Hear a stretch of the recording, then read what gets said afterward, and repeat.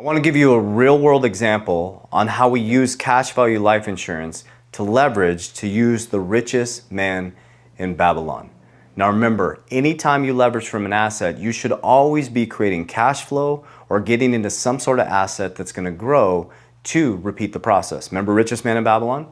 Rule number 1 is save 10%. Rule number 2 is that 10% should be creating a brother or sister. And we truly believe that cash value life insurance is one of the most safest, most stable, and cheapest ways to leverage to create the richest man in Babylon and the wisdom of King Solomon. So I'm going to give you an example of the way me and my partner have used cash value life insurance to not only buy cash generating dividends or assets that give us cash, but also get into deflationary assets like XRP and Bitcoin, and with the profits, get into real estate, which creates amazing tax liabilities. So the things I share with you are exact things that we're doing. So here's an exact example, okay? Now, I'm not a real estate expert. I'm heading into real estate now in 2025 because our wealth has changed pretty dramatically from 2020 to 2025. And now I need to get into real estate, not for the doors, because I'm making a lot more money off my cash flow from my businesses and my dividends here, okay? I'm not doing real estate for the doors, the money off the doors and cash flow, maybe future cash flows, but I'm doing it for tax liabilities, okay, and depreciation. So I'll talk about that in just a moment. So here's an example of how we can use cash value life insurance and how me and my partner have used this, okay? Borrowing it from your cash value life insurance, okay? Say you take a portion of $10,000 out of your cash value life insurance at 5%. It's all about beating the hurdle rate, okay?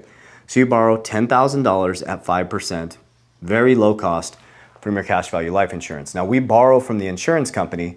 That $10,000 is still our cash value in our policy. So if we borrow at 5% and the market's making 10%, we're still making 5% on our money as we borrowed from the insurance company. Now the cool thing about cash value life insurance is this doesn't actually have to be paid back because it will come off of the death benefit. I like to pay back my leverage because I want to do what? Re-leverage and buy more cash flow. So you take that $10,000, and this is a real world example, you put it into a cash flowing dividend or an ETF that pays you monthly dividends, okay? So we're taking something at $10,000 and we're getting crazy returns on this. I'll give you an example, okay? So we take $10,000 and you put it into a dividend, okay? And now you're getting paid off that dividend monthly. And we're getting paid quite a bit off these. From these dividends, we're making anywhere from 70% on our money, and some of them are going up to over 120%, okay? So we take that cash flow from the 10,000. So say you're making $1,000 off the 10,000, you transmute it back to pay the loan off. I like to pay off the leverage. Now remember, you don't have to pay off the leverage because it comes off your death benefit, but why would I want to do that? Because I want access to more cash to do it again. You take a portion of that and I go into deflationary assets like XRP and Bitcoin. Then when those profit, okay, we take the profit and we buy real estate for taxes. See what we're doing here? Is we're taking cash value life insurance, we're richest man in Babylon in it. We're borrowing at 5%, we're not just letting our money sit there. You borrow $10,000 at 5%, you put the $10,000 into a dividend strategy.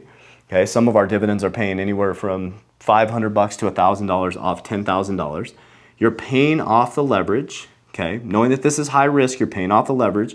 We're taking the other part because it's high risk and we're moving into what I believe it's low risk, XRP and Bitcoin. Some people might push back on that, but I think Bitcoin and XRP are going to be here forever, so you have to decide, okay? I'm putting them in deflationary assets. The bull run hits, profit, going in 2025, boom. Currently right now, I'm actually buying a real estate property.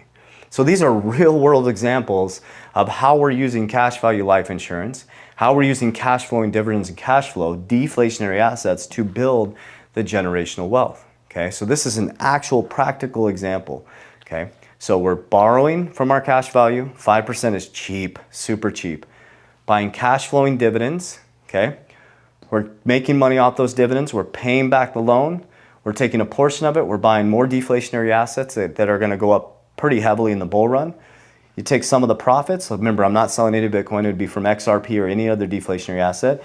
And then I'm buying real estate to create that tax liability or get that depreciation to take money off the earned income, the W-2 or 1099 income. So these are real world examples of what we're using. And in our channel, we share with you exactly what we do. We don't give you any fluff. We don't do hypotheticals. We only share with you exactly what we do. So my human design is a generator.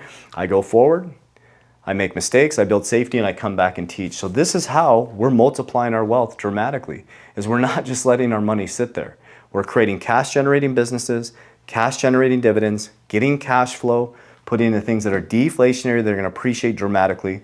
We're using protection for life insurance, and then we have the leverage component here, the leverage component here, and then we're buying real estate for tax liabilities and depreciation. So that's gonna be the next thing that I'm going into, and the next thing I'll present to you guys is when I learn this game, I'll bring that information back to you guys. Warriors, rise, get your shit together.